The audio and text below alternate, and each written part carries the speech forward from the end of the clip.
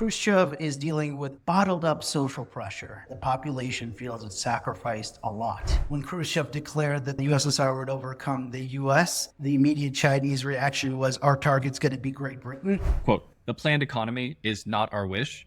It is unavoidable, or else everything will collapse. Building a ruin. The Cold War politics of Soviet economic reform. What lessons, if any, does the Soviet experience hold for China? Yakov Feygin, author of Building a Ruin, joins us today. Co-hosting is Jon Sine. John's writer and researcher on China, my former intern, who has surpassed me in depth and analysis on a substack called Cogitations. Welcome to the podcast, everyone. All right, John, kick us off. I'm really excited because this is a great book. Let's just dive right into it, which is, Yakov, what is the main thesis of this book? I guess the main thesis of this book is to understand Soviet domestic politics, and particularly the question of what is a socialist project in the post-Stalin era, right, which is implicitly tied into what is a socialist economy. You can't isolate Soviet politics outside of the context of the Soviet Union's larger global project as a state that is supposedly an anti-capitalist state.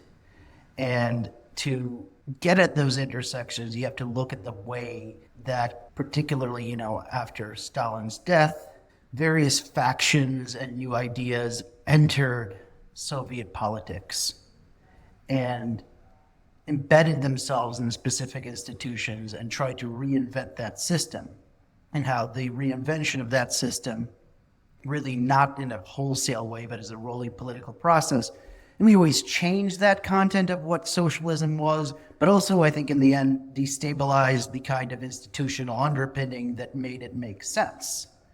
Because, if you follow the argument, what I'm saying in the book is that Stalinism, the Stalinist planned economy, despite whatever intellectual veneers you can put on it, was made with a series of assumptions about the way the world was supposed to work, about the way capitalism worked, the way international relations were supposed to work, and in some kind of very dark sense, it kind of worked for that purpose.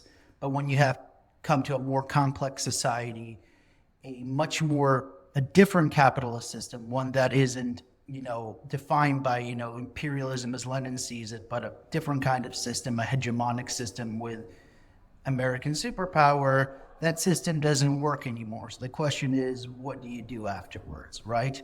And I think that's the story the book is trying to tell, with resonances, I think, with Russian and post-Soviet political systems to this day, and maybe with lessons for other comparative systems. That's a weird closer, Yakov. I spent the whole time reading this book being like, ooh, that rhymes with Xi's China or Deng's China or Mao's China. But anyways, let's jump all the way back to Stalin. What was the Stalinist model, and why did it kind of make sense? A certain rhyme and even reason and, I guess, family resemblance of the Stalinist modernization and other modernizations, right? At the base of it is a macroeconomic one, that if you want to modernize really quickly, you really do need to install a lot of fixed capital. So your rate of investment has to be very high. And, if, as we all learned, the kind of identity is S equals I, so you need to raise your savings rate. And, most developing countries in one way or another have raised their savings rate quite a bit in the start of their industrialization. And, the gains you get from that, especially in the, short and medium runs, will compensate often the household for, not consuming as much out of their income as they could, because you get productivity gains from being not at the, production possibility frontier. So lots of emerging or developing countries go through that process, and there's a reason the Soviet Union was so popular in the 60s and 70s as a model for that. Not all of them basically commit genocide against their peasant classes, right? That is a particular version of Stalinism. And, there are, so that's one of them, but to understand why that happens, there's also kind of the Stalinist worldview, as I would put it, which actually is relatively consistent, I think, which is that, 1917, there was a revolution. It was a revolution that stayed within the borders of Russia, and that's, for better or worse, where we have to work with. But that revolution was enabled by fissures within the imperial system. So now the Soviet Union, in its current borders, has to kind of modernize very quickly outside of the rules of standard profitability, outside of the rules of the capitalist system, in order to, one, not be influenced by foreign capital, but two, prepare itself as this base for what was a longer term process of revolution that's intimately tied up with geopolitics in Stalin's mind. So that system, to get you to high industrial modernity, to get you to really rapid, large-scale outputs in these critical tools, they're not directly military tools, but they are building that system for you to both be independent of capitalism, but also be a power that can play in the imperial world, play in imperialism directed towards this larger long-term goal. Yeah, one thing that is really interesting and that people seem to forget is that how high the growth rates actually were under Stalin. And like you even had this is a little later on in the story, but you had economists talking about how the Soviet Union was going to overtake America by 50s, 60s, like within a decade or two. So, and you have the party as like this mobilizational element that is undergirding this forced industrialization drive. And so maybe it would just be useful, because I think even when you look at China today, it's not a planned economy in the sense that the Soviet Union would recognize. So like, what are those key institutions that are like quintessential that Stalin puts in place to a planned economy? So that's actually a great question, right? And I don't go into that as much because, frankly, the Stalinist planned economy, and there's really great work by people like Paul Gregory and Alexei Nuke, it's chaos. There's the plans in particular aren't really plans. They're just kind of almost like I would compare them almost to like a dartboard of throwing stuff at the board to see if it sticks, right? There is a veneer of planning and, the planning institutions, but they don't do much. And the first 2 year plans, they're completely going on pure inertia and throwing stuff at the board until it sticks. And I mean, some of that is extreme violence, frankly, right? And extreme repression, especially of, the peasantry. But when you're starting at a low base and you have a very large population surplus to storm at things, it works. But by the third 5 year plan, even they're beginning to kind of realize that there needs to be some logic or reason here, and there needs to be some rolling off of that very kind of high rates of investment. And amongst the steps that are taken is an attempt to professionalize the planning bodies just a bit again, because they were relatively professionalized and they weren't. And, with the start or the dawning kind of inevitable dawn of the Second World War in the 1939, that again ends. But there is this increasing understanding through the mid to late 1930s that you can't just throw stuff at a wall, that you need to have some rhyme or reason to your rate of investment, or else the returns are not going to be efficient. And even Stalin begins to kind of talk about, the negative consequences of storming practices.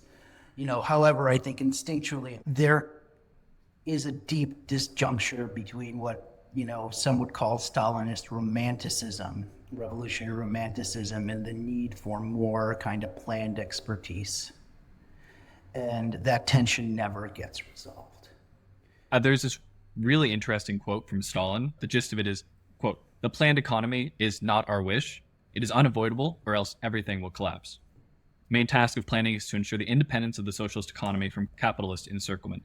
Then he goes on to talk about battle with world capitalism and so on and so forth. But to me, it sounds very much like he wasn't intending to have any sort of planned economy that we end up with. But then there's this contingency in history, and maybe you could just talk about that and then lead us into Khrushchev upending that model. Yep, absolutely. I mean, I think that quote kind of speaks to itself, right? Is what comes out as the practices of Soviet planning are very much improvised and very much related to kind of the political priorities of Stalinism and the attempt to understand what social in one country is. And I think there's this misunderstanding that it just means, oh, great Russian chauvinism or Soviet capital I imperialism, where it is still a very revolutionary project. It is just, how do you have the revolution when the global environment, let's put it that way, isn't as friendly as it was in 1917, right? And as you're improvising that political priority and dealing with the social conflicts and social dimensions of what, the Soviet Union in the late 1920s was, as Stalin is consolidating and building up that framework, a lot of these choices are very stark, right? If you have these assumptions about it being a battle of world capitalism. And a lot of these assumptions are quite stark if you're looking at foreign markets, and they're kind of falling apart with the Great Depression. There's a great thesis being written right now by a Princeton graduate student who is writing about essentially how there are these, understandings that the Soviet Union could be a major grain exporter and could starve its peasantry to gather capital, but it winds up actually being mostly gold exports that do the job because the grain markets collapse, right? So there is a level of improvisation, I think, to what emerges as a planned economy in the Soviet Union.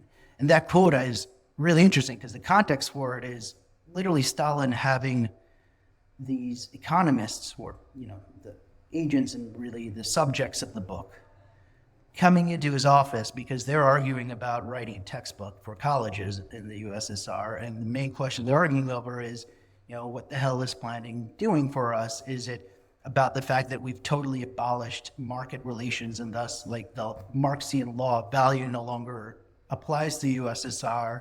Or does it apply in some places and does it not? Or does it totally apply in the USSR and planning is just trying to manage it? And, Stalin kind of has a very rational answer on some level to that. He's like, oh, this is all kind of academic nonsense. And what we did when we set up the plant system wasn't, think about it from the top down. We were just improvising. And now we have this gate called the state industry that's no longer affected by, the law of value, but the wholesale market, and particularly, technically the agricultural markets, they're not fully owned by the state, they're not fully socialized. So we have these little gaps we haven't covered yet. And it's a very pragmatic answer to, like, what is a deeply academic question, which, as you'll see in the book, kind of has political implications. And to listeners, I would recommend checking out that source that Yakov just mentioned. You can read it on the Wilson Center Translation Archives. It's really an intimate picture into Stalin's mind. Moving on to Khrushchev, what happens there? What is the big change to the model? Yeah, so the story with Khrushchev, I think you have to put it in its political context, right? Khrushchev is dealing with, and Stalin's successors are dealing with a couple of things that I put in, right? One is a deeply, disorienting domestic situation in which there is a lot of, let's say, bottled up social pressure that has started accumulating late Stalin period. That with Stalin gone is starting to emerge in ways that, frankly, they can't fully control, but they don't know what to do about it. They know something has to change, that the population feels it's sacrificed a lot. It feels that it's proven its loyalty through the war. And even under late Stalinism, there's already kind of a attempt to at least symbolically accede to that. And there is this real backlog in society that they're all very aware of. And the second thing is that I think, reading the sources, you have Stalin that is very much expecting the Cold War to play out like interwar Europe or 19th century imperial conflicts, and it's not, right? You are seeing the consolidation of American hegemony and it, essentially keeping the British and the French on side as much more so than I think Stalin expected, and building a kind of open trade bloc. And by the end of his life, you see a lot of disconcern on Stalin's part about what exactly he's dealing with. And all of that requires a new kind of narrative for Soviet legitimacy from the leadership. Because I think the Soviet Union is, its core is, do think, an ideological project of why do we have this thing called the Soviet Union? Well, because we're socialists, and what does that mean? And I think that's really useful and true as a way of articulating political positions within the party, and they're debating it. And the debate isn't with Khrushchev and Malenkov in 55. And, Malenkov is a really interesting character. He gets papered over a lot in the histories of the Soviet Union. And I kind of wish I did even more on him, frankly, because he comes in and he looks like a very normal kind of Stalinist figure, but he's an administrator. And most of all, he's married to, I think, one of the most leading economists, or at least economic engineers, in the USSR. And her area of specialization is dams and hydroelectrical projects. And hydroelectrical projects are really interesting because they have a very, very high initial cost of capital and then a very low cost of goods produced, right? And that forces that opportunity cost conversation into the forefront. And from there, kind of an interest rate and figuring out where you're throwing in new investment. Are you doing it into consumer goods or investment goods?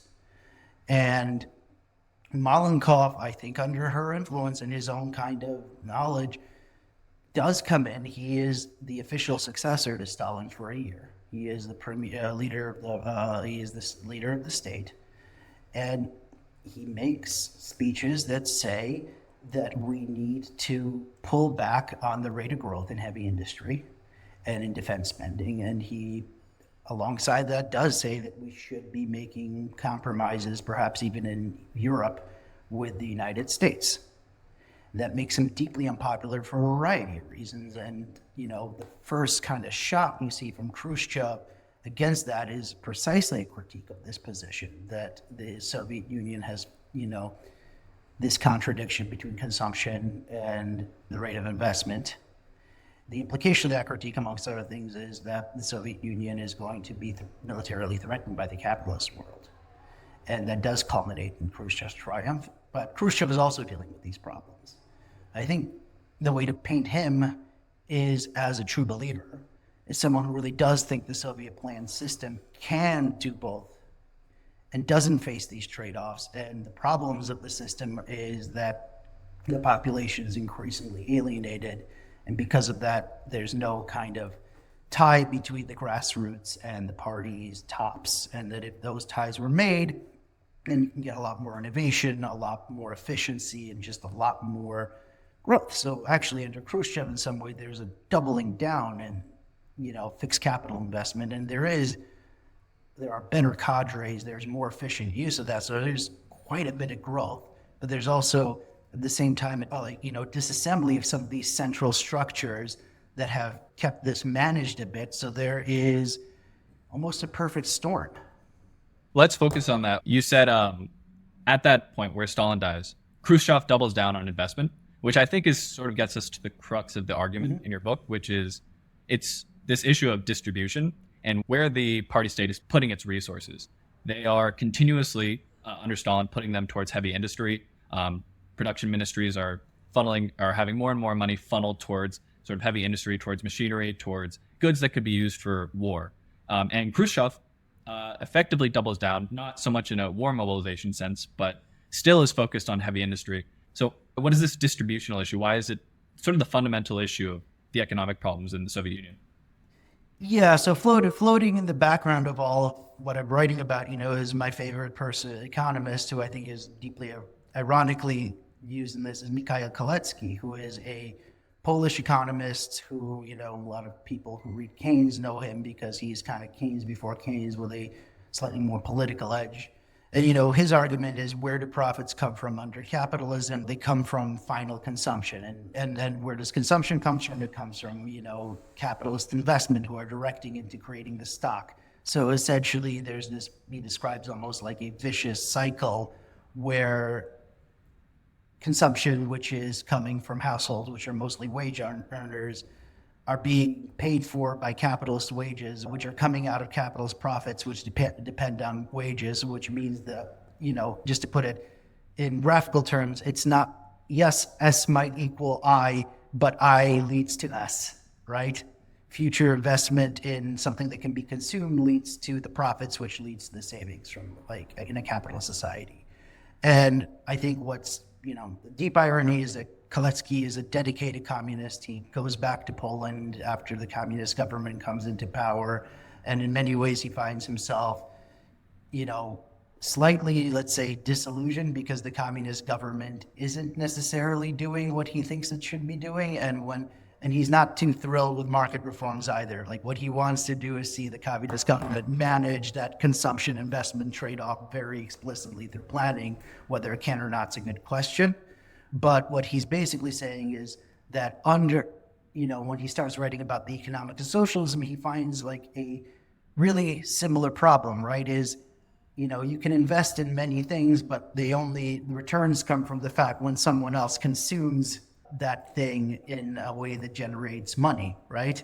Even in a socialist economy. So if you're keep investing in stuff that isn't generating returns, well, you have to write down the capital stock. And that's essentially what starts to happen, I think, by the mid-1960s. There is a lot of stuff being invested in that is just not fulfilling consumer demand, and that the consumers themselves don't have that much budget in reality to spend on the basket of goods they want to spend it on. So you just have a cash overhang and capital assets that have to be written down. And that is, as I said, the agents of the book are, party officials, academics, para-academics. They're trying to deal with this disjuncture and keep, hitting the wall. One thing that I was trying to understand as I'm reading the book is you're talking about these distributional issues that are they sound like party state top-down dictate where is our money going to flow to, but are these entirely separate issues from issues like price reform, from the other things that you really get into extensively in the book, the almost like an intellectual history that you're giving up of these reformers who are talking about different ways that we can go about it. But it sounds to me like in the book you're basically saying they're operating in a prescribed sort of square of Overton window, if you will, of what they can talk about effectively, which basically precludes what you think are the fundamental distributional issues. How are all these related?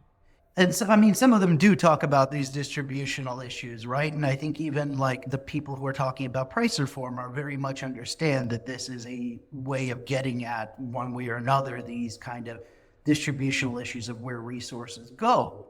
I think interesting question is like, yes, they are working in a prescribed kind of space, but they're dealing with that in different ways, and they think that the limits of space are, those change over time. I do think, like, from the vantage of, the kind of turning point in the books of the Kosygin reforms, which is this moment in 64, maybe 65 to 68 or 69, depending on how you're talking about it, where it might seem that there is actually quite a bit of room for this. And, hindsight is 2020, but from the vantage point, I think, of 1965, it's a really good question if hindsight, if how prescribed things are. It really does look like there might be a very different kind of group of people in charge under this new Brezhnev-Kosygin, leadership. I think that's really, first of all, interesting because it shows that, even in the Soviet Union, there are politics, there are legislative politics within the party state. And more importantly, it shows, and this is something I really get into kind of theoretically, is like it shows that there are these trade-offs of risks that Soviet leaders know and have alternative paths, and there are other choices that could be made even within the realm of officially prescribed discourse. But then the question is, why aren't they made? And, that is, I think, the $1 million question of the book. And because, frankly, I think that's a very contingent question up until really the 60s, until the 70s. I do think you could have maybe gone another way in the late 60s and early 60s and had more of these reforms. And the question is, what would happen afterwards? Well, I don't know. But I do think there was this interesting window of possibility where you could at least see the emergence of politics. And frankly, it is very much politics that the reforms weren't taken.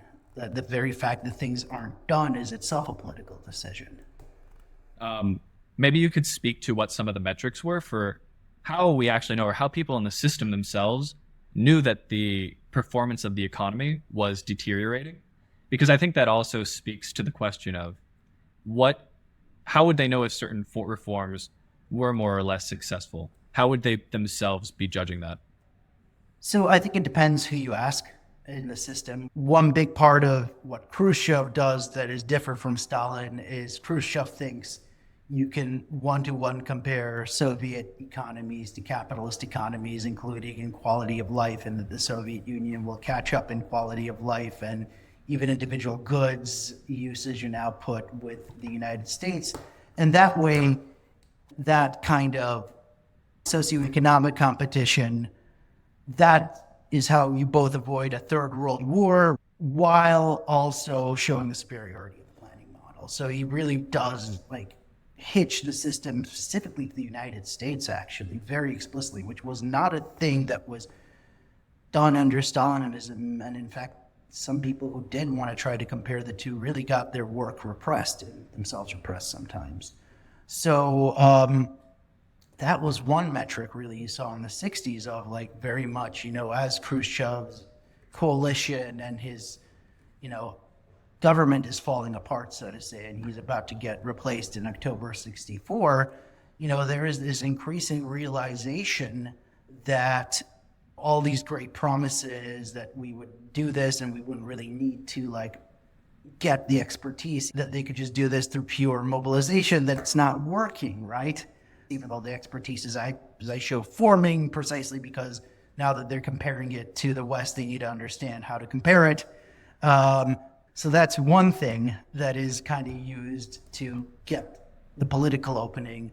But the other thing, I think, is, there is a political crisis in the mid-1960s in the Soviet Union, like Novocherkassk, which is the massacre of striking workers, really, is its best known iteration, but there is a problem. The promised prosperity isn't happening. And in fact, because you have such a kind of, classical inflation almost, which isn't being reflected immediately in price increases, but you are seeing kind of more and more capital having to be written down, there is an eventual need to raise prices, particularly on meat and milk, which is such a deficit good already, which is what are the first things they say they're going to have abundance of, and more so than, the United States specifically and capitalist economies in particular. And that does create a political crisis. And it's very clear to everyone that this is a problem. So I do love this moment where all of a sudden Khrushchev is like, yeah, we're going to beat the US at their own game. And then, that forces everyone to take this very awkward, critical look at the system. And on the one hand, you have these economists saying, oh, I guess we kind of need to learn something about America and measuring productivity or whatever in order to draw the two bars on the bar chart. And then, 3-4 years later, we're at this very tricky point where it's clear that the trend lines are not coming together, but maybe coming further apart than they were back in our more sort of coherent vision of the 1940s and 50s with Stalin and reindustrialization, with Stalin and industrialization. So, I mean, thinking about that, was that his only move, Yakov? Was that sort of built in that the Soviet Union would start trying to build its legitimacy off the U.S.? I mean, it feels like, you can still say socialism is cool and push these other things besides a very sort of materialist definition of what winning looks like. Yeah, I mean, that's really that's a great question. But just to frame this up a little bit clearer, it's more than a materialist, definition of what winning is. It's a question of how do you do the Soviet Union's, let's say, ideological goal, which is internationalist, and which is global, with a Soviet state that is now, a normal industrialized society in many ways. And the answer for Khrushchev is, well, Stalin had the inevitability of war.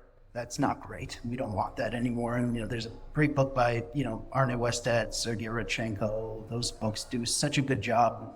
Vlad Zubok's too, just showing how that post-World War generation of Soviet leaders wanted anything but another war, if they could avoid it. And then the answer for it becomes, well, we show the power of the Soviet system to develop a state. We get more and more countries that kind of join our bloc, even if they're not necessarily like Leninist. And, there's a really interesting story to tell there about how initially he does want to make, some outreach to European social democracies, certainly towards, the emerging world, the so-called third world. There's a lot of appeal there. And in the end, there is this idea that if they can pull this off, there will be a world socialist system that everyone wants to join, and that will create a crisis within the capitalist system again. And that could lead to a much less drastic way of, building global socialism. Because they are, especially Khrushchev generation, true believers in that too, I think. But they also want to avoid war, and they want to avoid this hard Stalinist approach to it. So the middle course they get is this idea of, building an appealing socialist modernity. There is quite a bit of interesting stuff happening as they think that through. That is an alternative to the capitalist economy. And they just can't figure out how to do it. Let's take a little detour. John, do you want to talk about sort of, because this whole Ganchao, the surpass and overtake concept, Mao literally lifts it from Khrushchev, which is also a version of, also part of the legitimacy package that he started to bring after the, dramatic failure of the Great Leap Forward. I don't know if this is true or not, but I remember reading that, when Khrushchev declared that the USSR would overcome the US at some point, I think the immediate Chinese reaction was, our target's going to be Great Britain. Exactly. Which I thought was very funny. Yakov mentioned that explicitly mentioning the United States as a competitor was verboten under Stalin, which when you read Chinese documents, very, very rarely does Xi Jinping, does anyone in the leadership of the Communist Party explicitly call out, create a comparison between them and the US. They'll oftentimes speak vaguely about, encirclement nowadays, as well, a callback to that quote before. But very rarely do they themselves talk about this, yet there is this amazing sort of meeting, which is Khrushchev taking the Soviet system from the war mobilization under Stalin to a peaceful systems competition. He uses that phrase explicitly. And now Xi Jinping uses explicitly the phrase systems competition to define what's going on, even if he keeps vague exactly who all the other system is, even though, of course, everybody knows what he's talking about. So to me, the contemporary relevance, Jordan, is actually jumps out at me even more. Mm. Yeah, that's really interesting because, it makes sense really, that your comparison point in China up till recently and in the Soviet Union under Stalin, it's not the West. They're never going to say, oh, we're not that they're as developed as, the United States. They're like, of course we're behind them because we started later. They will acknowledge that all the time. And it's always, pre-1917 Imperial Russia that they're comparing themselves to. And even when they do compare themselves to the United States after Khrushchev, they will say, look, we're not as developed, but that's because the U.S. has 200 years of exploitive development behind them, and we're showing what can be done in 2030, Yeah, definitely. And I think if you read broader swaths of people commenting, they'll say very much the same thing, not necessarily the exploitative in the ideological terms, but definitely that the United States is very much ahead. There was that piece that came out from PKU, Peking University, talking about the relative tech development levels of the US and China. They're talking about how China needs to calm down the rhetoric because the US is actually so much further ahead still, and we need to have this transfer continue. But then that got actually censored because that, I guess that's not in the Overton window. Maybe we can talk about the different camps that you see sort of pushing for policy. We've recently been reading Chris Miller's book, Struggle to Save the Soviet Economy, which is really interesting when you compare that to Zubok's recent book, Collapse, because they have very different takes on what entrenched interests actually are and what their role is in preventing or stymieing reform. And they talk about a different period from now, but I'd be very interested because you talk about these sort of production ministries as one camp, about these policy planning, the central policy planning apparatus is another, and then sort of academic economists as being these more radical reformers. So I'm just interested how those people play in and how you see the role of entrenched interests in blocking or even, what the role is in reform overall. Yeah, and I should be clear, when I even after publishing this book and talking to people, I realized that people use the term interest. I should specify it a little more precisely because there's a public choice version of this that I think a lot of people fall into that say, oh, these are self-interested lobbying groups, and there's a degree of that, right? But I don't think you can just break it down to that. I do think from where they sit in their self-interest influences how this comes about. But I do think, depending on where they sit, they do genuinely think that they have not only the best interests of the state at heart, but that they are interpreting what the state should be doing as an ideological project at heart. And at least what's interesting is even in the most cynical times, they are articulating it through that language. That's kind of like the, way to sound, I guess, patriotic in any other context in making your claim as an interest group. But I also think it, to a certain extent, I do not think that it is purely cynical. I think they truly do believe that this is how an economy should be pursued. So the three groups you mentioned are, I use them as a kind of stylized, breakdown. There are huge disagreements in them, and particularly in the radical reformers, where sometimes I think they hate each other more than their opponents, which is always the case, except with the added version of, having a party you can sick on your opponents if you get it right. But I think what these interest groups are is they're debating what tools the state should use to influence production and who gets that to use them in a very genuine way from where they sit. And where they sit is part of this path dependency of, the distributional biases of the Soviet system, but also the capital stock that creates. And those, have not only path dependencies, but real outlooks for what you think the optimal choice is for distributing resources. And, I think the art of Soviet politics, especially high politics, is, managing these views towards some kind of consensus that will at least create a party line, because dissent is so impossible in democratic centralism. And from your story, reading about, there is a lot of disagreement that's going on, but then you get to Brezhnev, and somehow he comes up with the consensus. So what is it that happens there with Brezhnev coming into power? Yeah, so I think Brezhnev, first of all, he's an incredibly talented politician in his context. He knows how to manage these personnel.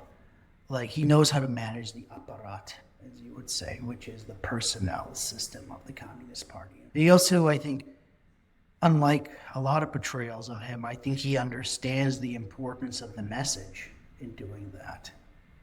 And he understands that any of these very pragmatic decisions to just keep the party together has to be grounded in a party line that everyone can kind of nod their heads and agree with, right? Even if they think it's BS. And, that is to me a political talent to come up with that line. And the line that he, I think, consolidates around specifically within, the economy or, the socialist system is a very conservative one, which basically says that we're like 60% there to communism. There's a lot to be done, but it's referred to as developed socialism, which is not a phrase he invents. It starts none of these are new phrases he invents. They're floating around, but they become more and more important.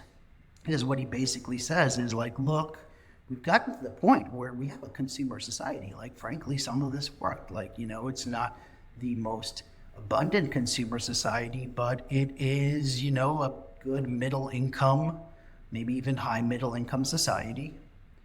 And we can live with that.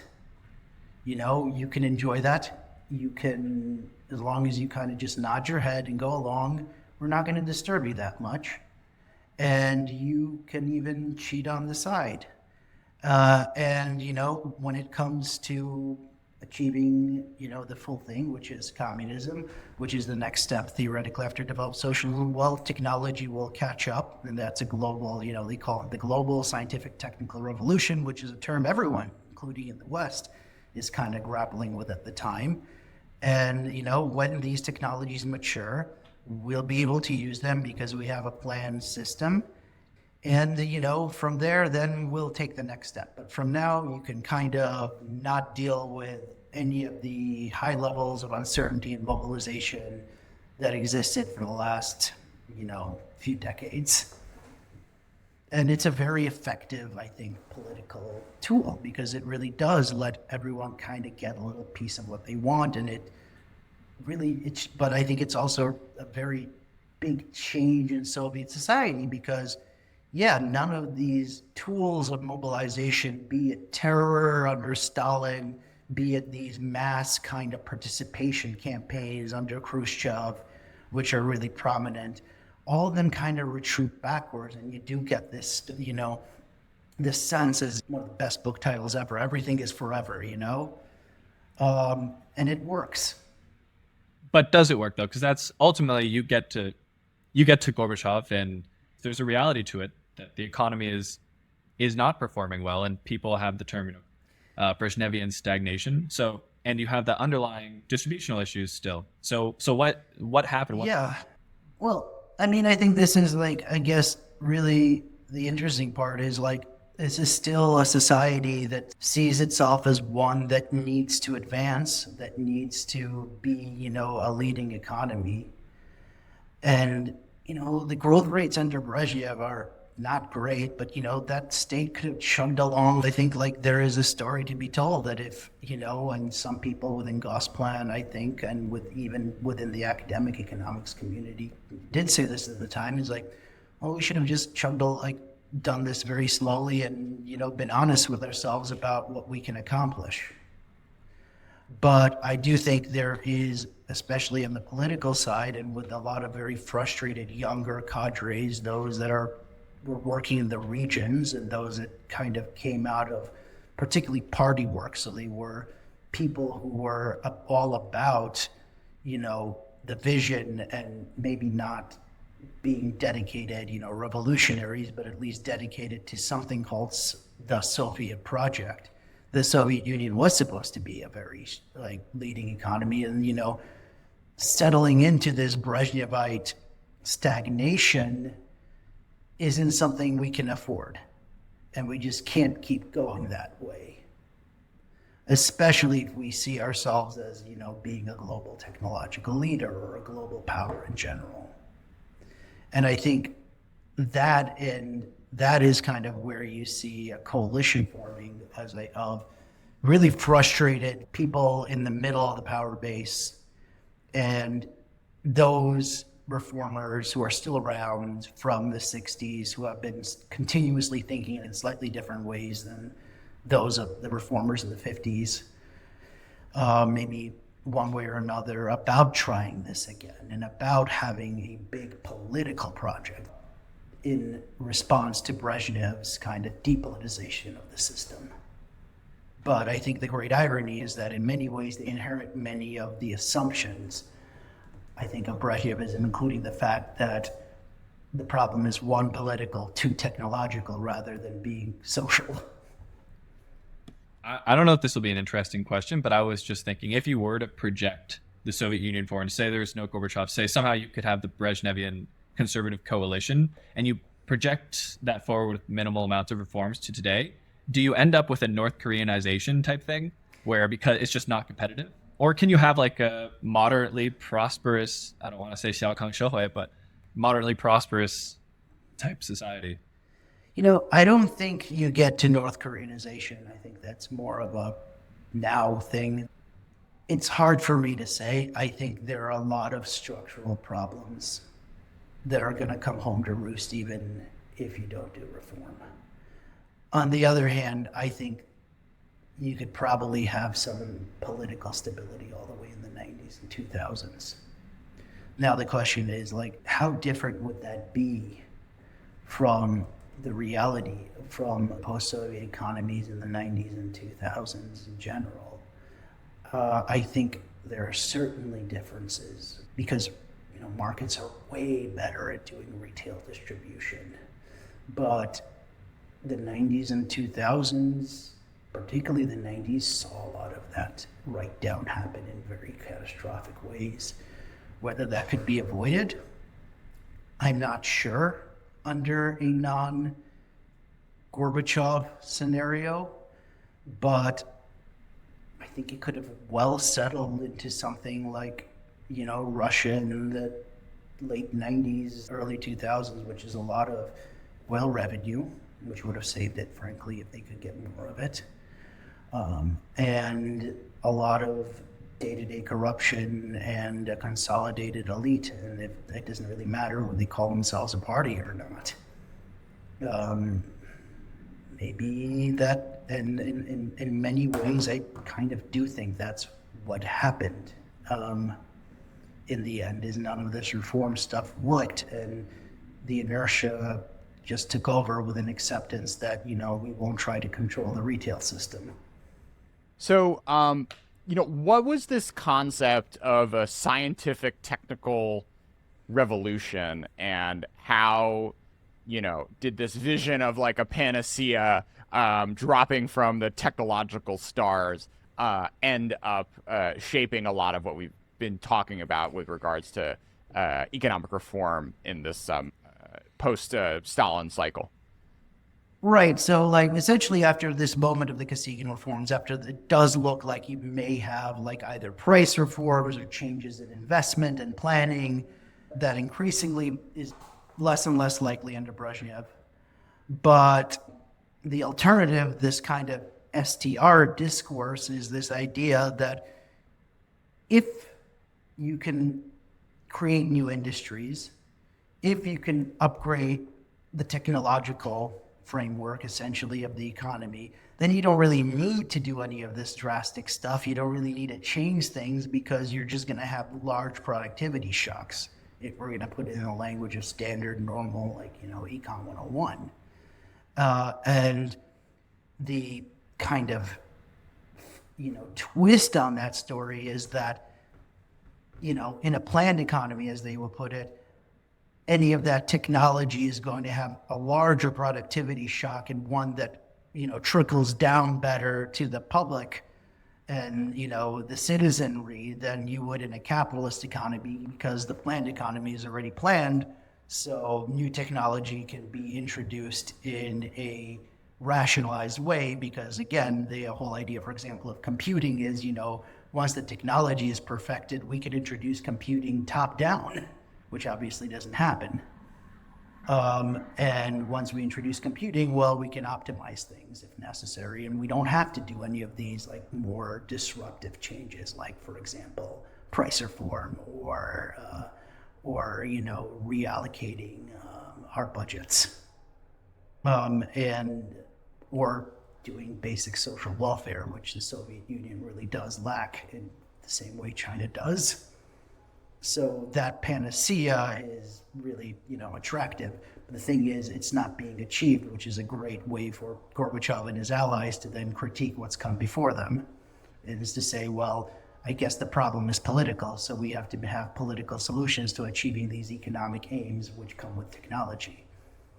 So obviously, Xi and China, a sort of chronically low productivity society, over the past 15 years, the current leader talks about this all the time. There's a great piece with Tanner Greer and occasional ChinaTalk contributor Nancy Yu about just how Xi sees the world in a very similar way, which is like, yes, we have low productivity, but no, we don't need to do fundamental sort of economic or political reform because we're on the cusp of the great change in technology, which is going to unlock all these new exciting industries and all this productivity growth. And sort of reading that back into Khrushchev and Brezhnev was a pretty fun part of the experience of diving into this period of history for me.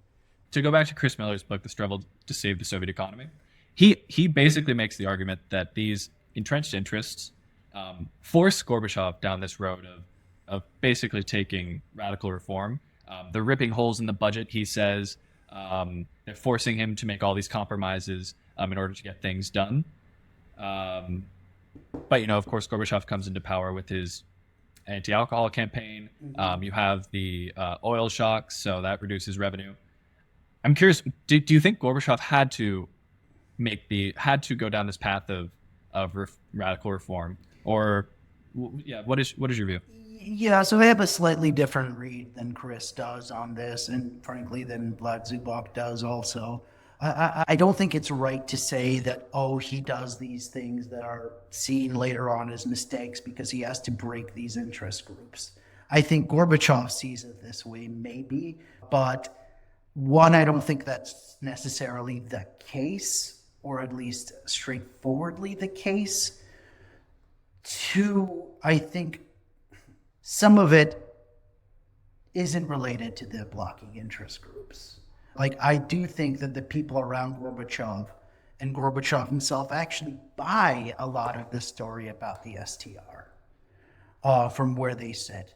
And what they're, if you look at and you read the memoirs and look at the politics of the moment, there is the thing that they are using as a cruggle isn't that, we've thrown all of these resources into these technologies and they fail. It's that despite talking about all of this, despite even having a central committee plenum schedule that was supposed to happen in 1973 and has been put off constantly about this problem of us not meeting the requirements of the STR,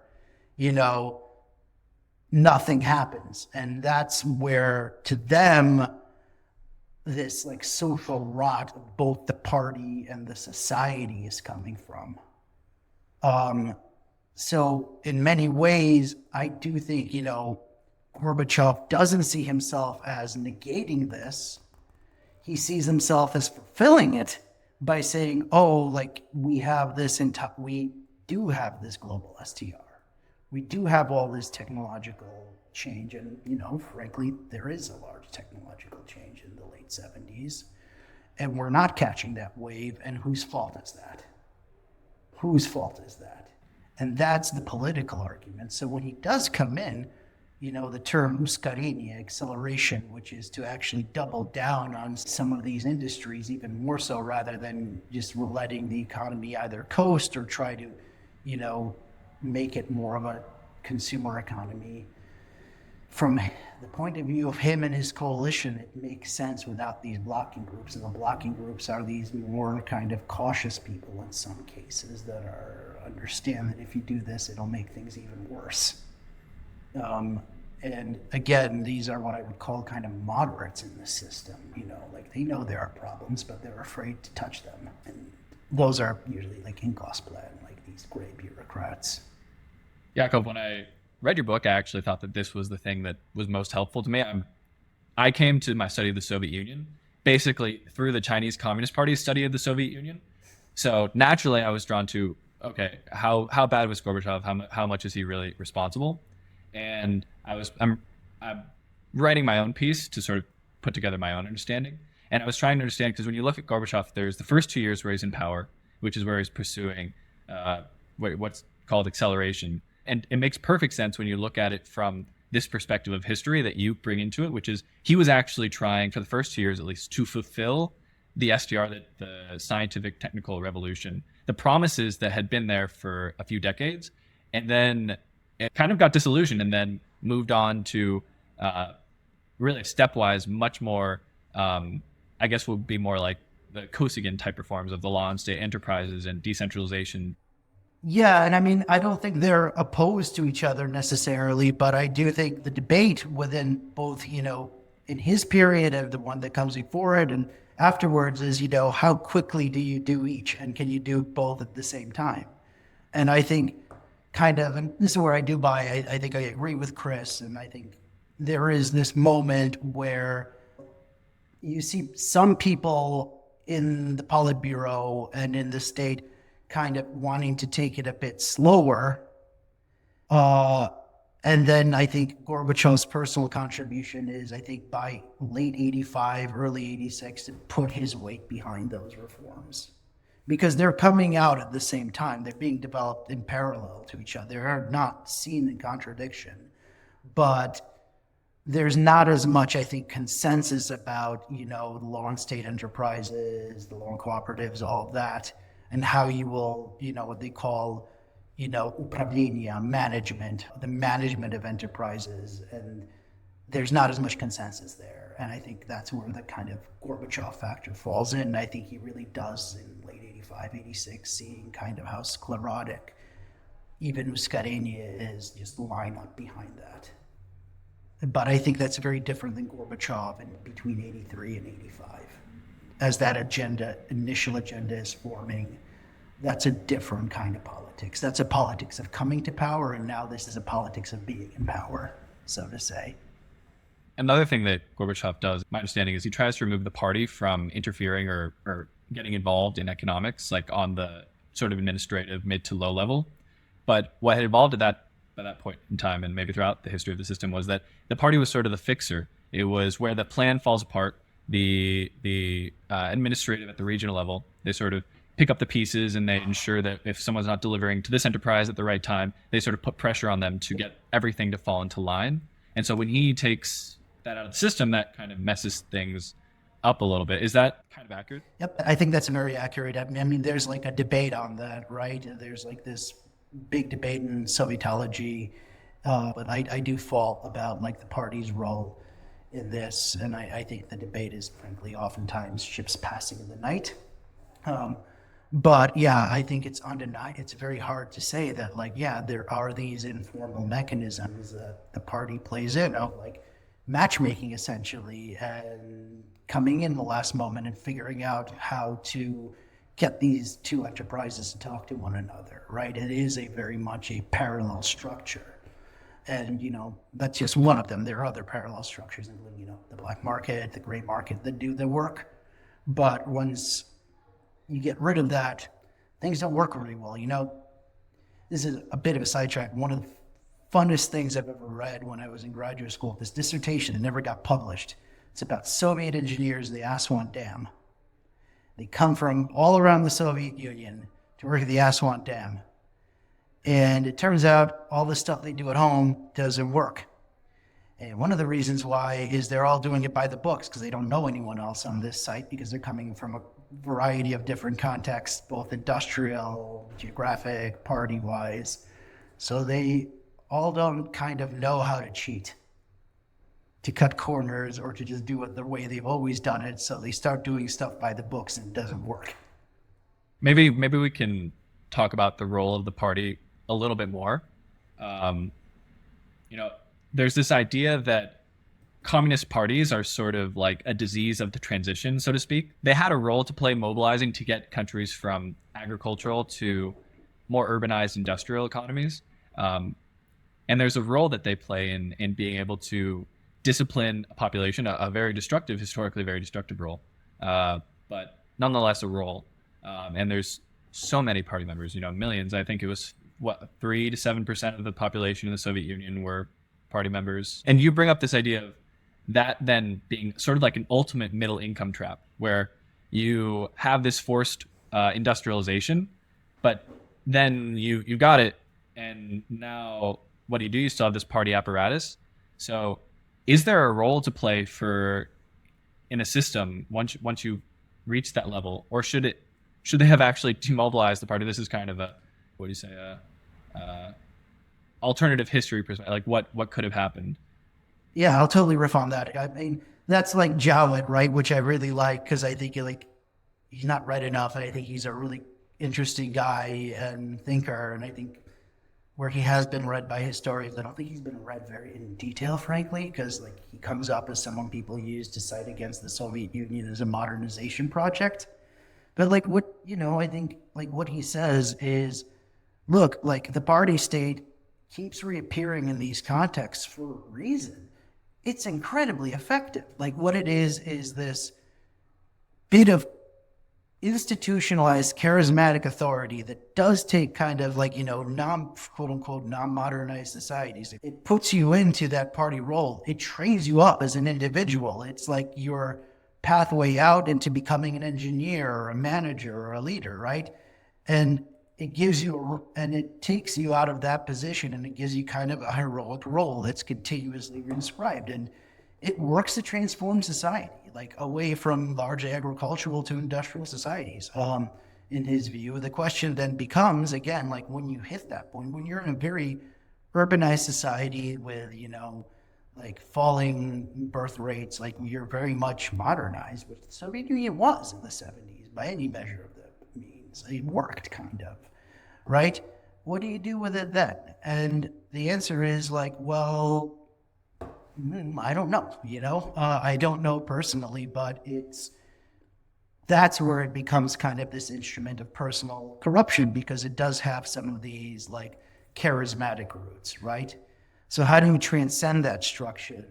It is unfortunate that there was never a kind of split in the Communist Party between like Communist Party, the Social Democrats, Communist Party, and that would be like this limited two-party system. Or it was a popular joke, I think, like in the 90s when the difference between Democrats and Republicans. The Soviet Union could have done the same thing. And I don't know if any of that, that's certainly not true in the United States, especially now, but that is a tantalizing and really interesting possibility, is whether you could have had a breakup of the Communist Party and a more controlled creation of civil society that way. And, of all people, Khrushchev probably came closest to it in his strange way. He does try to split the party apparatus between a rural and an urban one and have them kind of work independently. And that's one of his many that's one of the Rubicon crossing decisions that gets him kicked out. Could Gorbachev have tried to pull out broken the Communist Party between a perestroika party and one with more of the hardliners, or at least especially towards the late 80s, those that were on side of him, like Ligachev, and had them campaign and him campaign against them during the Congress of People's Deputies elections? That's a really good question. I don't know the answer to it, frankly. So I know some people would think in hindsight that's what he should have done, and that would have been a more effective platform for keeping the Soviet Union's legitimacy as a structure than the attempt to make the Communist Party a electoral party in and of itself. Joseph Cherigian's book, Prestige, Manipulation, and Coercion, has an account of how power transitions happen that is very specific, utilizing precisely those three dynamics. But it's a bit different at times from your own view of not necessarily how power transitions happen, but what was top of mind for people. Obviously, yours is an econ-focused book and a policy-focused book. But I'm curious, Cherigian basically thinks that policy ideas didn't matter in transitions. But you talk about Brezhnev, for example, having a set of policy ideas that should unite the cadres, that Khrushchev managed to tie up and create a new legitimating ideology of switching from this war mobilization footing to a peaceful systems competition, peaceful competition. Yeah, I mean, are these policy ideas, as Churgian would define them? I'm not so sure they're specific enough to be policy ideas, but they are certainly, I would say, concepts more than policy ideas. And I do think concepts, particularly in the Soviet system at its height, was really important. Like conceptualizations of what the Soviet state had to do as this like rather unusual, like, state with an ideology. But I wouldn't go as far as to say that these are policies, right? That these are specific policies. I do think these are conceptual frameworks out of which policies emerge. Does that make kind of sense from there? Like, there's certainly frameworks for people like to lean on. And I think that's true of any political system. Some of them, and we try to make them coherent, and maybe they aren't, and maybe they are, and that's true in any, I think, political system. But I do think people need to name their framework. I guess the specific question is, though, is that really what's important, even the concept or the framework, or is it about, being able to arrest people at specific times or have compromising material? I think that's a great question. I mean, I'll go as far to say I do think it's important because I do think it helps you align your coalition. And I think the coalition, like, as you're playing with your framework, I do think you're very explicitly choosing who your coalitions are and how the people fit into that world. And I do think, like, effective politicians the world over tend to at least sell that to as many people as possible. Even, Stalin, I think, sells his framework as this middle path quite effectively to the group. This is where, if you read Fitzpatrick, I think it's very useful, is that, like, what he's offering is quite popular to a lot of people, which is, moving up and, like, not being stuck behind these old Bolsheviks anymore. There's a book called From Development to Democracy by Dan Slater and Joseph Wong. And they make very convincing argument that I think of when I think of Gorbachev, which is if you can democratize from a position of strength, that is oftentimes when you've seen the best results historically of an authoritarian style regime, actually keeping things well and keeping things stable in an economy. A lot of the case studies that turned out well are in East Asia, and you have more than a little bit of U.S. influence in pushing in that direction. But I'm thinking back now to if there was a time when there could have been a transition in the Soviet case itself. Obviously, this is a very fanciful thought, but at Gorbachev's point of view, at that point in time, there's so many difficulties and so many challenges. It seems like it would have been this sort of 60s period where something like that could have happened. Yeah, that's kind of something I always push in the larger kind of macroeconomic narrative of the book, so to say, is I do think it would have been the 60s when you wanted to do it if you were going to do like a big reform. I think, people who like, this is a China podcast, like I always say, like, okay, the China-USSR comparison, like, what did China in the 80s do right and what did the Soviet Union do wrong? I think other than them being called communist economies, they're just in such drastically different positions where you can't make the comparison between them in like the Soviet Union in 1988 and China in 1988. Like the Soviet Union is a highly modernized economy. It is fully industrialized in a way that is, history, someone put it like history's largest, greatest 19th century Rust Belt. Like it is something, like it's something else. Its population growth outside of like, a few areas, which is still true of Russia today, is negative. It's basically childbirth is down like in any, very modernized society. So it doesn't have a population surplus, it doesn't have a labor surplus. It has maybe a great educational system, but that's kind of hard to export and people will leave, and the main export winds up being brain drain, and it has this capital stock that no one knows what to do with by the 80s. It's a devil's dilemma. No one, I don't think anyone could have pulled that off in a way that didn't hurt. I just think that by the mid 80s, in many ways, it was too late to not have a catastrophic transition.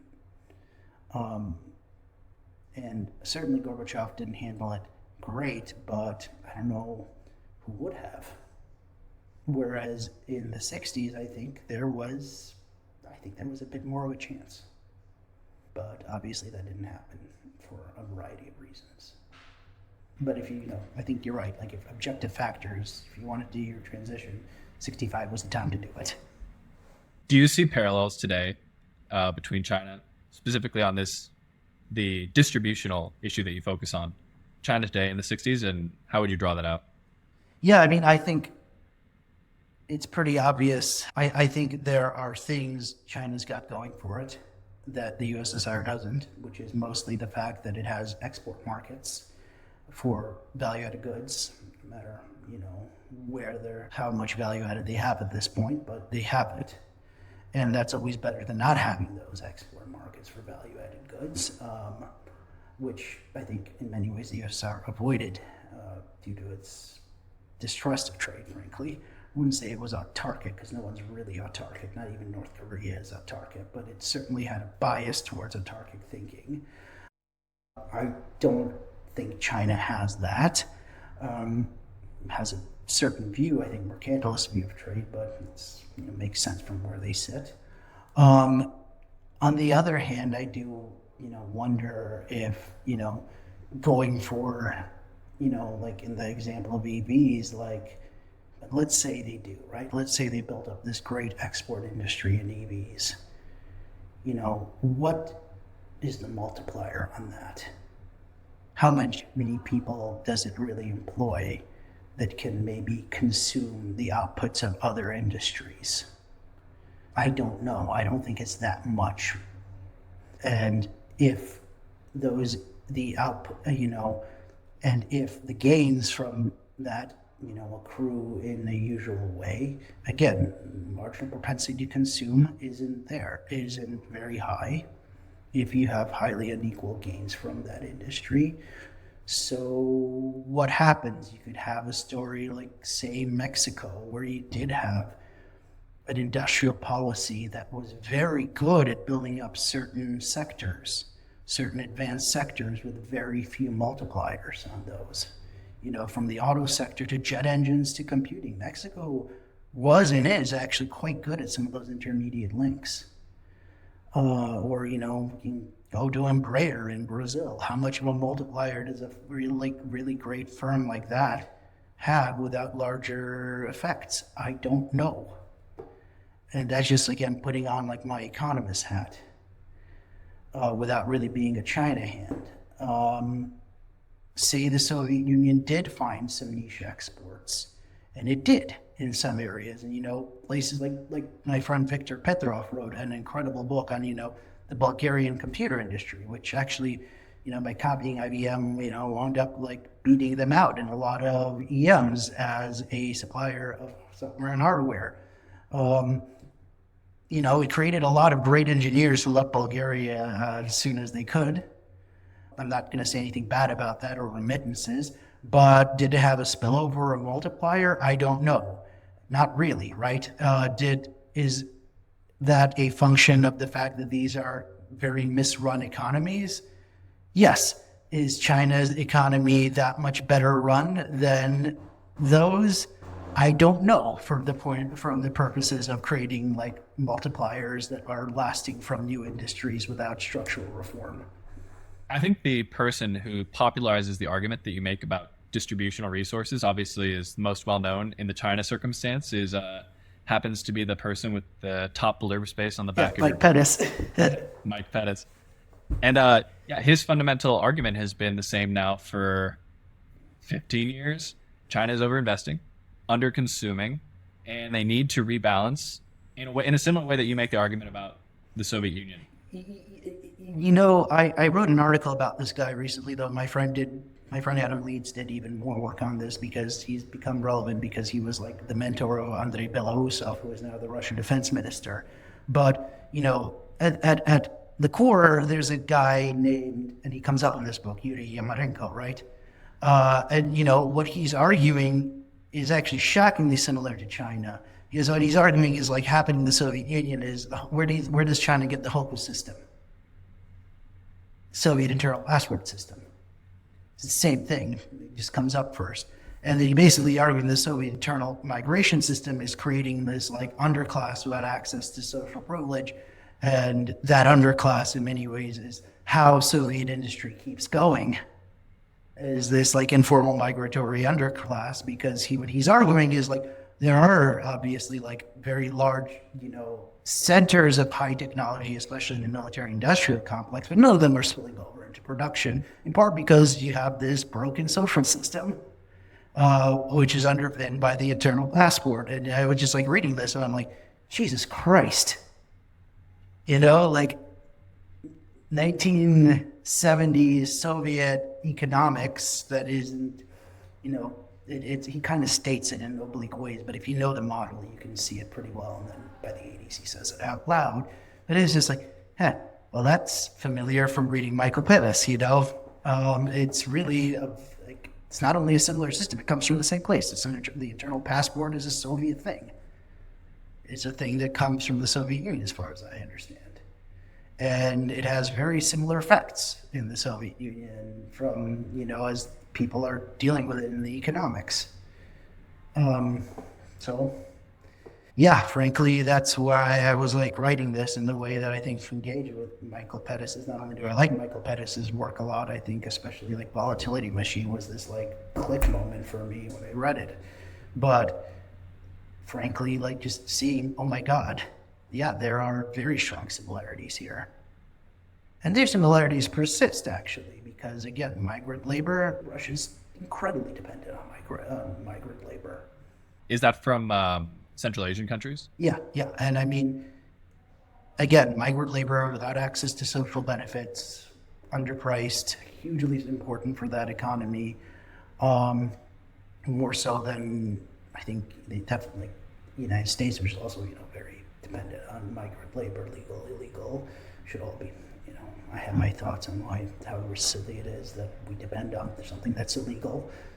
But more so than that, because again, it's the only, even the late Soviet Union is the only parts of the state which have, expanding populations. And then after the Soviet Union, there are obviously other states, but they're still dependent on that. And, in contemporary Russia, it's a huge problem because of the war. Labor market is completely overstretched, and there's also like very strong nationalism, especially after the Crocus attacks, about Central Asian migrant labor, and also them as a weakly protected group that can be thrown into the army meat grinder really quickly. It's a real problem for them because that economy is so dependent on cheap migrant labor, and so was the USSR by the end. I want to bring up, there's some critique of Michael Pettis's argument as it applies to China, which is sort of, he undergirds it with this idea of household income, or households not getting a high enough share of GDP, and this sort of being the undergirding reason why there's a distributional issue in China's economy.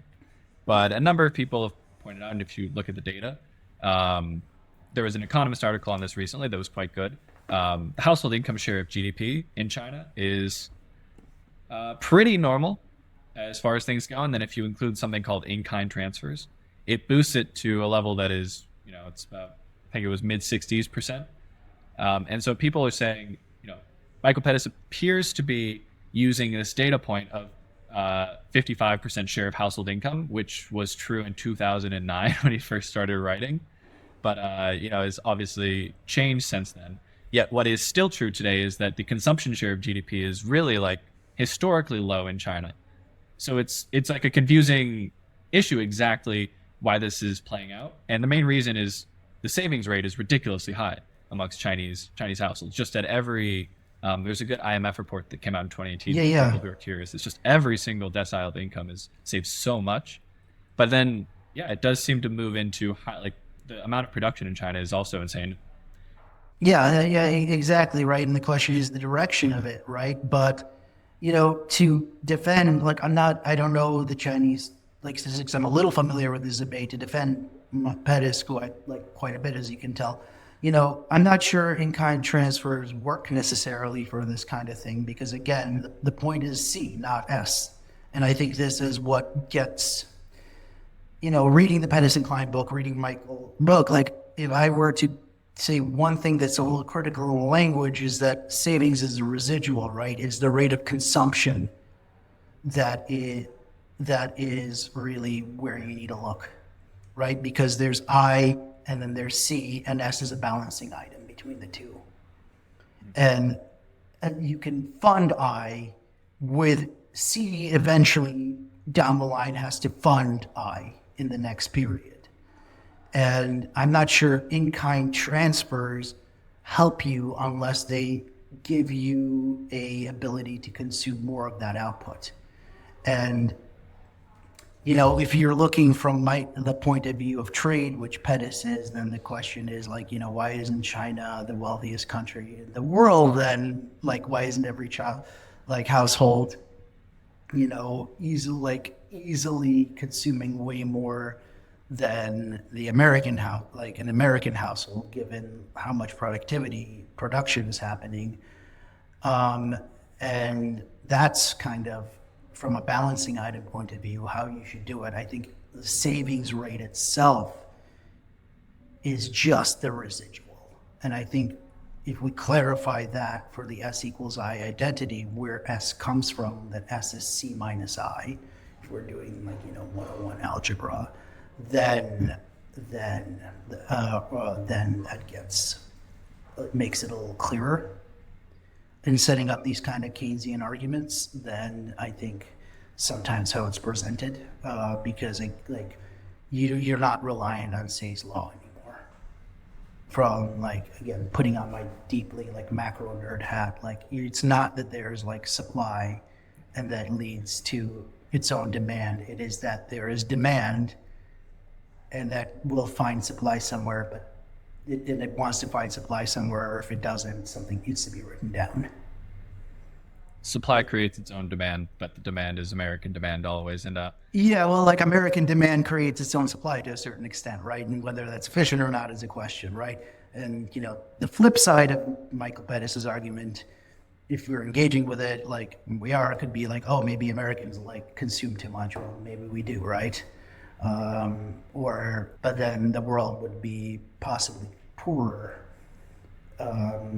as well, because then Chinese economy wouldn't produce as much. So it's all very, circular and tied together. And I think, I have lots of thoughts onto how all of that plays out. But that's a bit of I guess maybe another topic than building a ruin, though it's certainly influenced by that. And maybe last point on this, I will say, the third plenum decision just came out a day or two ago. And buried in there at point number 42 out of 50 was about improving the income distribution system. And they had a specific quote about, we will work to raise the share of personal income in the distribution of national income. So clearly it is something on somebody's mind, not at the top of the docket. I mean, I have a few questions for you if we have a minute, right? About how all this plays together, right? It's very clear from my reading of just the press and, cover China literature, that much like in the Soviet Union, there are specialists and clusters of people who widely understand these problems in one way or another. And that they are involved in political, what we would refer to as politics, as the thing of politics in what is a public sphere, which the Soviet Union does have, though it's controlled, much like China does. And where are those people? What are the tensions there and their, institutional homes, and such? And so that's one question I have immediately, I think, when we're making the comparison is, who are these groups and what are their homes and what levers they have?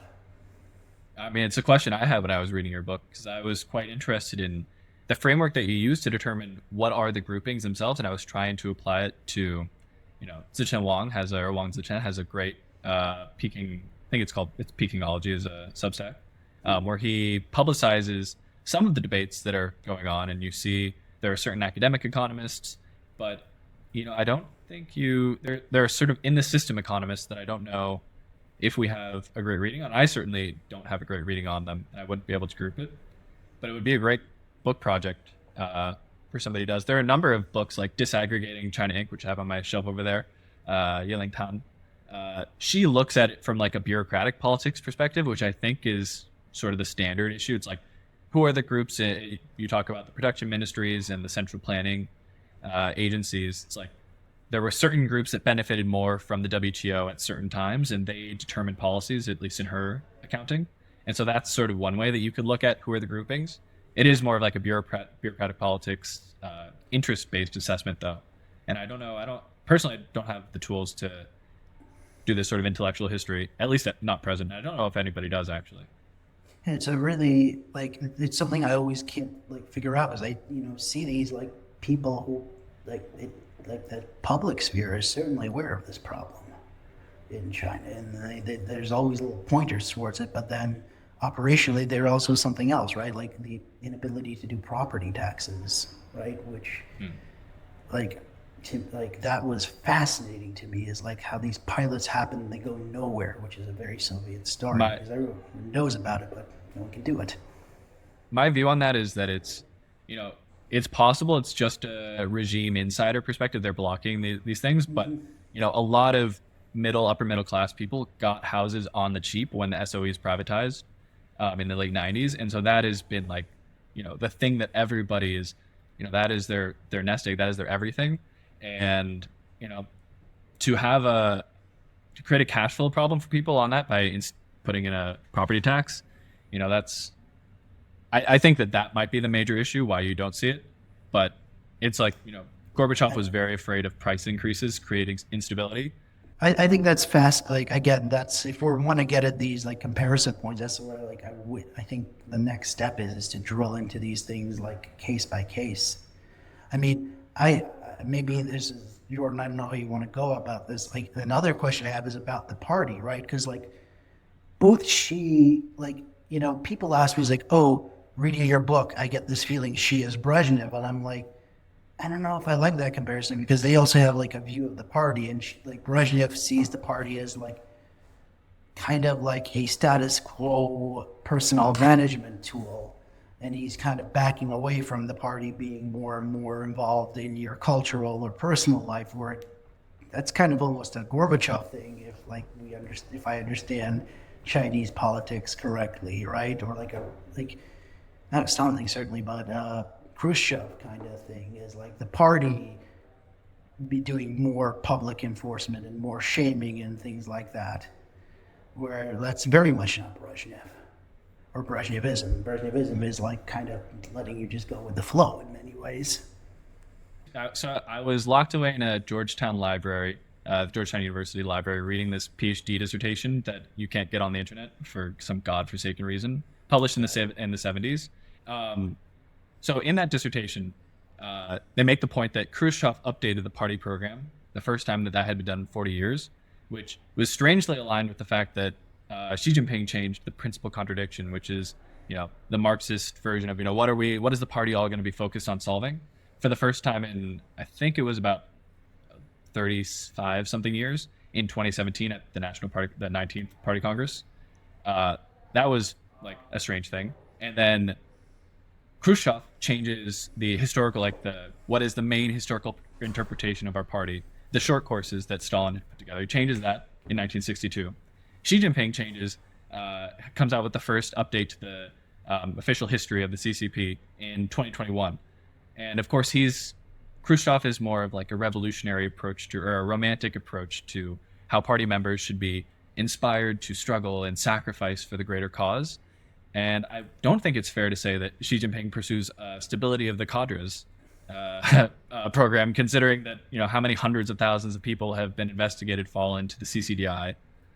And then under Khrushchev, the Party State Control Commission, which is sort of like the night watchman for the bureaucracy, was beefed up and given all these powers into this guy, Shelepin, I think his name is. Yeah. Shelepin. And under Xi Jinping in 2018, they merged the party and the state controlled their version of that into one house, he called it. They beefed up the National Supervisory Commission to now be like a co-equal to the State Council.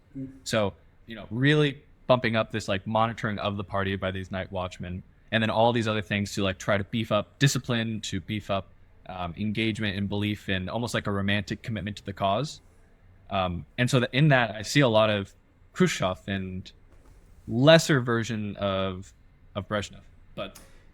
Yeah, and it's not, and it's certainly not Andropov, which a lot of people want to try to positively or negatively pull a comparison with, because he's this black box figure, because he's not around that much, because Andropov doesn't want the party doing this job. He wants, I think that's like one thing. You're pointing to your copy of Collapse, and like that's one, and to a certain, I think Sergei Rodchenko's book To Rule the World also goes there. It's like that's one way to read Andropov, but like Andropov doesn't want the party doing this. I think he wants, he's, and he does, I think, begin to launch this. He wants the agencies of the state to do this, the KGB, or because he does have like a more bureaucratic, I think, point of view to this. Whether that could have happened or not, good question. But yes, you can't really call him that. So I find that like super fascinating. Like I just want to know more about like how she thinks about the party versus the state. When I read anything about like Xi Jinping and like the rebirth, like the attempted, and particularly the attempted rebirth of the party, and particularly how they read the collapse of the Soviet Union. Well, there is the famous quote that no one was man enough to come out and stand up in defense of the party. So I think he has a heroic view, in a sense, of his own role. That's really, I think the Khrushchev thing is fascinating, frankly. I buy that, I think. You guys better co-author that piece for me. Yakov, you've spent so much time now looking back through the history of Soviet studies.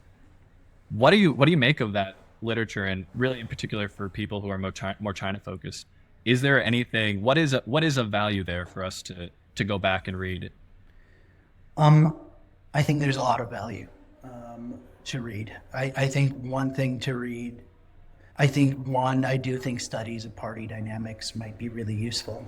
I didn't think so at the time before, but it does seem probably right. And I think the other thing that I think, particularly historians of the Soviet Union trained in a period that I was trained in, and like the legacy of the thing is the question of modernity versus tradition. That's like dominates maybe too much sometimes, I think, some of our literature in this historiography. But I do think that debate is really interesting, especially since it also reaches in its own literary references some work in sociology at China. So I think it's in conversation. It's such a great body of work. I still think you should, if you want to get into this, you should be reading Sheila Fitzpatrick's work on the Russian Revolution, especially like the Cultural Revolution argument. I think it's really, let's see what else. I really think, obviously, I think reading Magnetic Mountain, though it's a chore, is useful. But if you want the short version, read Kotkin's Modern Times, right? Which is that debate. I'm slogging through his much longer book. Stalin. Well, first volume. Stalin, Volume 1. And then I really think you should read Artemy Kalinovsky's book on Tajikistan and Soviet modernization. That's one of the best books, I think. I'm not just saying this. Gartivy is a really good friend, one of my dear friends, but you should read that book. Let's see, what's another interesting book for China hands? I don't see this quoted as much, but I think it's a fascinating book, even if sometimes I disagree with it, and mostly agree with it, is Jeremy Friedman's book. to the Shadow Cold War, which I think is really fascinating. And read Chrissy Ironside's book. Just going through people I like, who I recently published, who I think you should read, on the Soviet ruble, and particularly Soviet modernization of the Soviet welfare state, which I think is incredible history that I think is great, and really also comes at some of these themes, I think, that are relevant to some of the China case studies, as far as I'm aware. Which Soviet leader do you think could lift the most? Probably Khrushchev. That guy looks, I don't know, there's something very grounded about him. Maybe it's all the corn. Why is Joe Biden the best president of your lifetime? He's passed a lot of legislation that I think is really important, and pulled out of Afghanistan, which I think is very, was a good thing, frankly, because it was a waste of time. But yeah, no, I think that's why good legislation, very powerful legislation. I hope it sticks. Do you have a favorite Soviet joke? Oh, there was one in my book. There's one about my book. I love it. So Lenin and the Politburo, probably be the Revcom, are taking a train. The train stops, and Lenin goes, "Okay, comrades, looks like we're out. Looks like we need to go. And volunteer our time to chop down wood, so we have more wood, so the train keeps going." And they all go into the woods. They chop down some trees on a subutnik, and the train starts rolling. Stalinist Politburo are taking a train. Train stops. Stalin goes, "What is the name of the chief engineer?" And they say, "Comrade, I don't know, Petrov." And he's like, "Who's the assistant engineer?" He's like, "Comrade Ivanov." "Shoot, Petrov, promote Ivanov." Train starts going. Khrushchev and his Politburo on a train stop running. Khrushchev says, "Comrades, we're going to build the world's best train, and it'll be an atomic power train that will be faster and better than any of the capitalists have built." And in fact, they do build that train, and it runs twice, and one of them, and it runs twice, and it's very good, but it breaks down immediately. Brezhnev and his Politburo are in a train. Train stops running. He turns, "Comrades, shut the blinders. Start shaking the carriage and start making train noises." Can you tell the suit story from the book too? Oh yeah, so I found this transcript of Council of Ministers working group where and I had to put it in. I had to force it in that narrative. Where where Tikhanov, who was basically this version of this prime minister, essentially is under Brezhnev, late Brezhnev final years, is "Come on, can't we solve this suit problem? I have a finished suit, it fits well. Same exact size in a Soviet suit, my stomach is sticking out," or something of the sort. "Can't we figure out how to make suits in this country?" So the line was, when I buy a finished suit, every size 50 suit wears the same. When I buy a Soviet one, every size 50 is totally different. Tikhanov interjected again, "Just take an enterprise where you do good work. Create good financial conditions and give them money. Let them be pioneers and so that we can sow." Yeah. It's okay, I guess we need capitalism because we can't make suits well. Well, but here's the thing, that's not coded as being, capitalist, because every Soviet leader would say, "Oh yeah, you do need material incentives." No, that's never considered anathema. They'll always admit, well, yes, people who work better should be paid more. And in fact, they're much more strict in rhetoric about that. And sometimes they really don't like the welfare state for a reason. They and Paul Ryan agree about work requirements.